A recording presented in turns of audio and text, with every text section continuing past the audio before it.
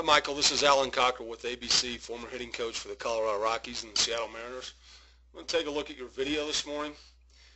Michael, as we go forward, balance is one of the biggest things that I like to pay a lot of attention to. I think it's important so that we can maintain and control the barrel of the bat. And basic balance for me is just keeping our knees inside of our feet, making sure that our head stays inside of our knees throughout all phases, the setup, the load, the swing, and then, of course, the finish. So as we go forward, that's going to be one of the first things that we take a look at. As you can see here, once we start to get to the loaded position, this knee is sitting over the back foot, which is okay. We just want to make sure that this back knee doesn't sway outside of this back foot. If we get into that position, we have a tendency to want to go straight up, or we have a tendency to want to spin on that back foot, and we have difficulty getting extension throughout the swing. So as long as we don't get any more past this area right in here, we're going to be okay. All right, so let's run this forward. We'll go to the load phase of the swing. I'm sure that you've heard get your foot down. That's a very common term. With most hitters, and yourself included, the toe will land first, but it's not until the back heel plants into the ground are we fully loaded. Okay? For me, when I hear the term "get your foot down," that heel needs to be planted into the ground, and that's when I'm down. Next thing that we look for is, at this point, we have good squared up hips to home plate, and again, going to balance and going to athleticism, I want to make sure that I have good equal bend in both knees. The other thing that I look for at this particular position is I want to make sure that my stride foot is no more open than 45 degrees. And you're at 50. That's not bad, Michael. If we can close it up just a tad, that would be okay. But generally what happens when the stride foot is more open than 45 degrees, then this front hip wants to leak out and start a swing and always go to the pull side. So if we can keep this foot more to 45, more into this area right here, it will help us to keep that front side on the baseball. Okay, we'll go into the swing phase. First move is with the lower half. Okay, in the load, we have gathered energy into the back leg, to the inside part of the back leg. I now need to transfer this energy, or get a weight shift with the back knee driving weight or energy into the inside part of my front thigh. Okay, so as we run forward, we're starting to get a turn. That looks good. Now the first move with my upper half, or my hands, will be the back elbow driving into slot, which is right next to the ribs and the rib cage and the hips. Okay, so as the energy drives forward with my lower half, the elbow drops into the slot, and as we run forward, we'll get to what is called a connected position. The connected position is, let me go back one click. The connected position is back shoulder, back elbow, and back hip all in alignment. Okay, at this particular point, I'm now in a position to where my hands can start to work in front of my body to the contact point.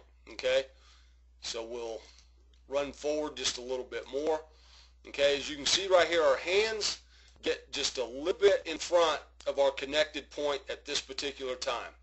Right here, I'd rather see this, and I'd rather see the hands more in this position, starting to work forward. And the reason for that is, Michael, when our hands start to go forward, okay, at this particular position, the hands have worked past the center of gravity, which is my belly button, right in here. They have worked in front of my body. All right, my hands are in front of my body. That's a good position. However, at this particular point, I would rather see the bat more in this lag position right here. Okay, your bat is starting to release and deliver the barrel just a little bit too quickly, and what that does is that exposes the handle of the bat just a little bit too soon in the hitting area. We'll get jammed a little bit. We'll have difficulty staying on pitches that are outer half. So at this particular position, I'd rather see that bat more in a line with these hands right here, and we call that a lag position, okay? Once we go forward and we go to contact, okay, as we can see, we're out here on the end of the bat just a little bit, and that's basically because the bat barrel has come out and around the ball, and our swing arc is more this way instead of our swing arc being here, here, and then now the barrel starts to release, and it will be more into that position right there, okay? Well, we've kind of come out and around the ball a little bit. We've caught the ball on the end of the bat, and now as we go forward to extension, we can see that we're starting to release the bat and finish the bat more around our body instead of in front of our body. See how we're pulling across the ball? I want to see that extension here. So at contact, if we go all the way back to contact, okay, we'll go to contact, we'll go to extension, and I'd rather see that bat barrel more in this position, finishing towards the pitcher, as opposed to pulling across the body and finishing out here like this. Okay, we'll run forward.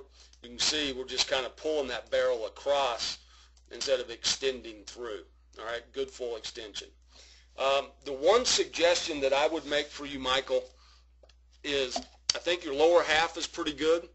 I think you do a pretty good job, and you were at 50 degrees with that front foot. I'd rather see it a little bit more to 45. But the biggest thing for me is we keep this bat lag right here, okay? We keep this bat lag. So what I'm going to ask you to do is do some tee work for me. And we're going to set a tee on the inside third of home plate. I'm going to set a tee right here, maybe 4 to 5 inches inside or in front of my strike foot, right in this area. And then I'm going to put a baseball right there on top of that tee, okay? Now I'm going to try to work inside this ball, and I'm going to try to hit line drives to the back of the cage. Some people may call this an inside-out move, but for me, we work inside, and then we release the barrel through. So I'm going to ask you to hit this pitch inside third of the plate. I'm going to ask you to hit this pitch with a line drive all the way back to the back of the cage. And if you can just keep this lag position right here with your bat in this position as you start to work forward, we won't get that barrel out here working around the baseball. We want that barrel working inside the baseball and then exploding or maximizing bat speed through contact. So this would be a good drill to keep you from exposing the handle of the bat too soon, okay? And then having that barrel work out and around the baseball. We're going to work inside and through the baseball, okay? Michael,